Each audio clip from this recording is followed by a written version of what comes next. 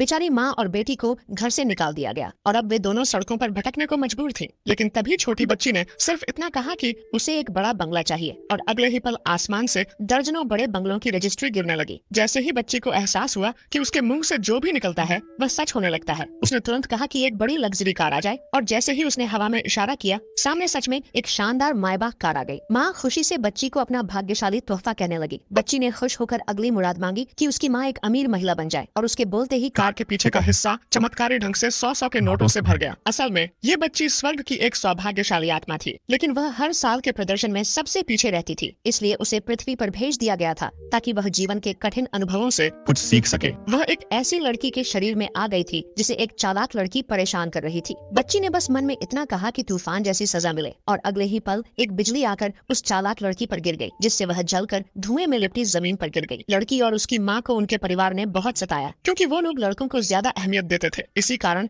वे दोनों माँ बेटी को घर से निकालकर सड़क पर ला खड़ा किया गया। सड़क पर आते ही लड़की ने देखा कि कोई आदमी टॉफी बेच रहा था। बेटी को लालच लगा तो माँ ने उसे वहीं रुकने को कहा और खुद टॉफी खरीदने चली गई। तभी लड़की ने देखा कि एक आदमी जानबूझकर एक गाड़ी के सामने गिर गया ताकि ड्राइवर से पैसे ऐंठ सके। गाड़ी से एक रौबदार व्यक्ति उतरा जो असल में एक अमीर सीईओ था। वह आदमी 5 लाख रुपए की मांग करने लगा। सीईओ को अंदाजा हो गया कि ये ठगी है, लेकिन जल्दी में होने के कारण वह पैसे देकर मामला सुलझाने को तैयार हो गया। तभी लड़की ने उसे रोक लिया और कहा कि वह आदमी झूठा है। लड़की को देखकर सीईओ को लगा कि ये साधारण बच्ची नहीं है, उसके अंदर कुछ खास बात थी। लड़की ने तुरंत कहा कि वह आदमी बहुत जल्द संकट में पड़ने वाला है और अगले ही सेकंड वह आदमी गिर पड़ा और उसका पैर मुड़ गया। वह चिल्लाने लगा और लोगों से झूठ बोलने लगा कि सीईओ ने उसे मारा है और अब पैसे नहीं दे रहा। फिर लड़की ने एक और मन में बात की कि ये आदमी ज्यादा कुछ कहने ही न पाए और पास की एक साइन बोर्ड उसके पैरों पर गिर गया। लोग यह देखकर हैरान रह गए कि लड़की जो बोलती है वही हो जाता है। तभी सीईओ को एक पुरानी बात याद आ गई, कहीं यही तो वो खास लड़की नहीं जिसे वो ढूंढ रहा था। लेकिन फिर सोचा कि ये तो बस एक मासूम सी बच्ची है।